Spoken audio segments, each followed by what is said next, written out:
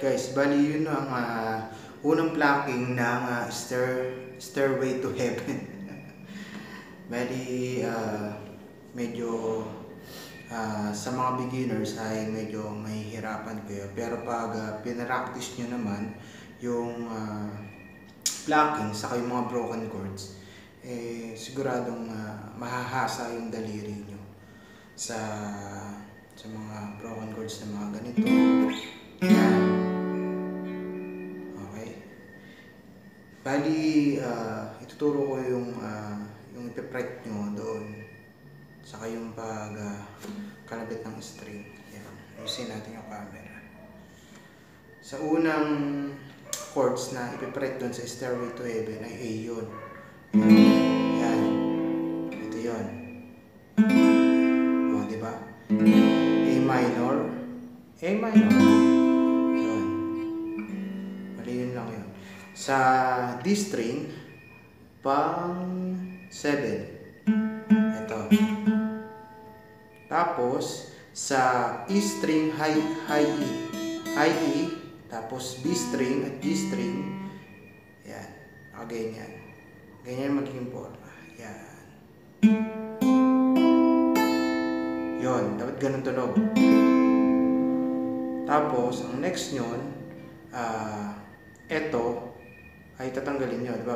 Pagka baba, ito to. Pababa yung plucking. Tapos, eto pababa. Ito yung kalapit pataas. Ganon. Ang next nyon ay pang 6 na box sa D string. Tapos, sa high E, pang 7 na box. Ganon. Yun, yung tunog na yun. Yan. Diba?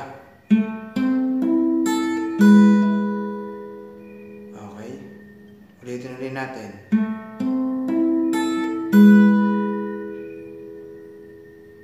Tapos, ang next niya ay ito. Sa D string, pang 5.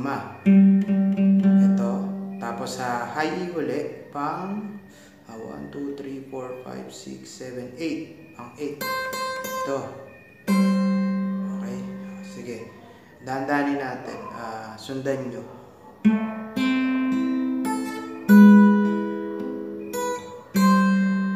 Okay. Yun lang. Okay. Ang next niya ay dito.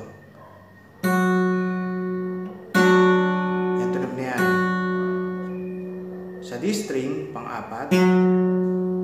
Tapos sa E string na high E. Tapos B string at G string dito naman sa pangalawang box. Lahat yan, ganon. Tapos sa B string, pang-3. Yan. Yan. Ganon. Parang kinurek nyo, ganon. Ulitin natin yung sa una.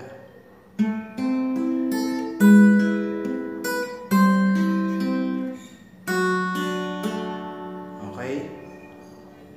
Kasi ang next niya ay F. F yan. F. Yan yan. Okay. Para siyang C. Diba ang C pag ganito? Ibababa nyo lang. Yan. Bababa nyo lang itong dalawa. Bali, F yan. Okay. Ulitin natin.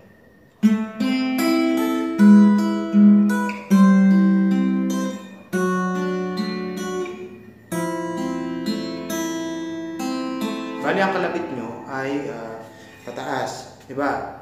Dalawa. Itong D string, pangatlong box, saka yung high E, sabay.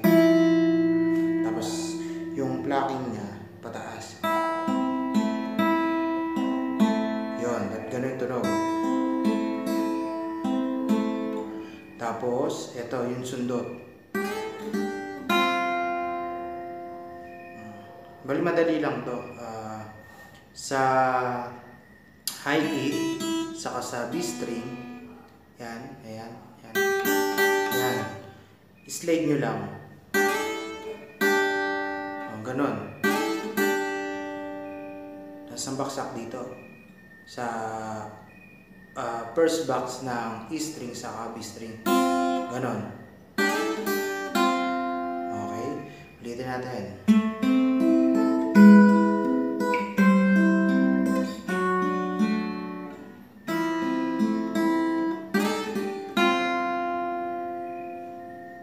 Okay. Tapos ito, sa A string, ito, pangalawang box, diba?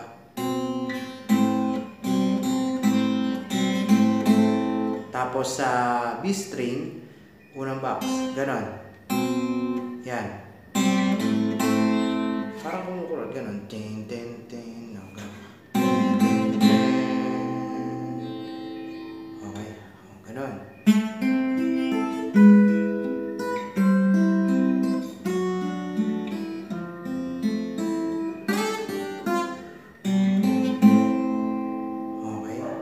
Tapos yung dito naman yon, open.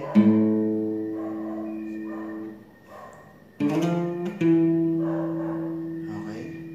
Sa A string, open A string.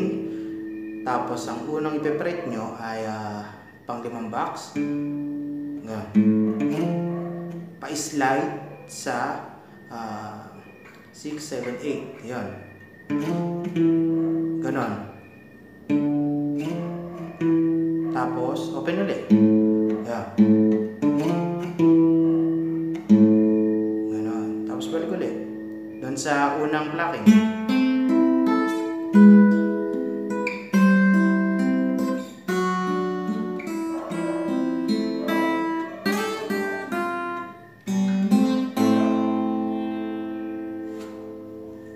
Okay. Tapos yung next na plucking niya ay C. Pero ganito yung magiging tipan nyo.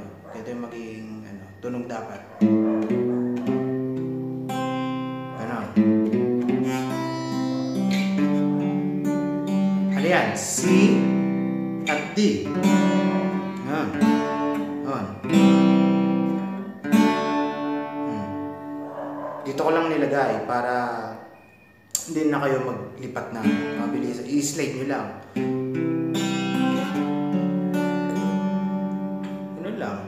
Ang kakalbitin nyo lang, pababa ulit ganon. Ganon.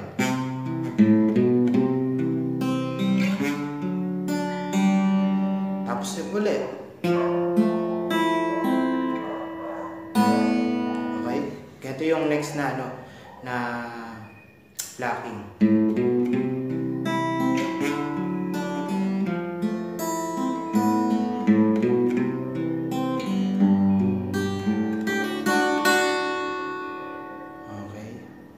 Binubuo yun ng C, D, F, saka A. Tapos C, D, F, C, G, at D. Okay? Ulitin ko. Ganun ang magiging tunog dapat. Bagalan ko.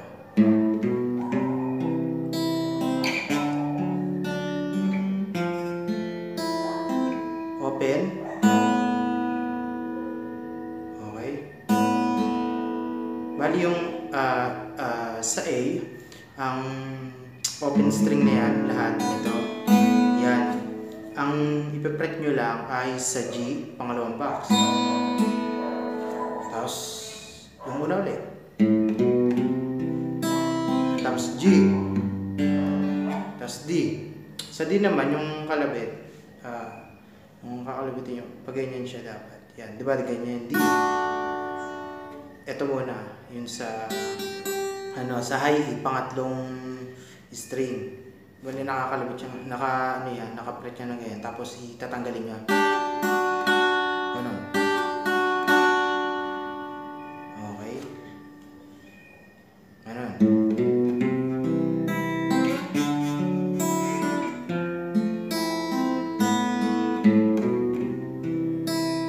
G, D,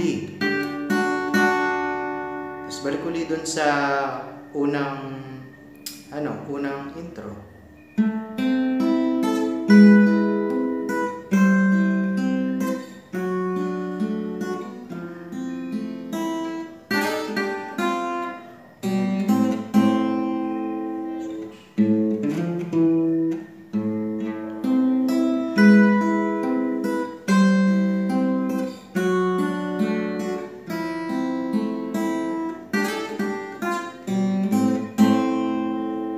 Okay, nakuha ba? Bali, kakat ko na yung video. Ituturo ko yung next na chord niya sa susunod na video dahil kasi pag itinuro ko lahat, medyo hahaba. Medyo tatamarin kayong panoodin pag sobrang haba. Kaya ikakat ko to. Tuturo ko naman yung isang isang plucking na ganito.